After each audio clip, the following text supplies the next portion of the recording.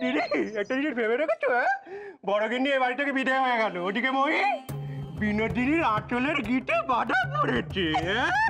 দিদি এ বাড়িতে একেবারে হলির লুট চলছে, হরির লুট। এই মুখুজ্জে বাড়ির সিংহাসন এখন আমাদের দখলে, এখন হরির লুট চলছে। এই বেলা আমাদের লুটে ফুটে খেতে হবে। পয়সা কুড়িয়ে নাও, হাত থেকে উঠতে পড়ে যাবে, আবার কুড়িয়ে করে ধরে নেবে।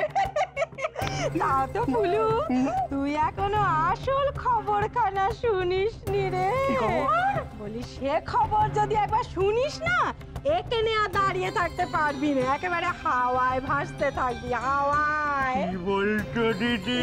কি খবর, কি খবর, কি খবর, কি খবর? বলো বলো বলো বলো। বলছি ওই কালনাগিনী বুঝেছিস, কালনাগিনীকে তো আমি প্রায় বশে এনে ফেলেছি, এখন শুধু ওই ঝাঁপিটা বন্ধ করার অপেক্ষা। দিদি কি তুমি কি বলছো?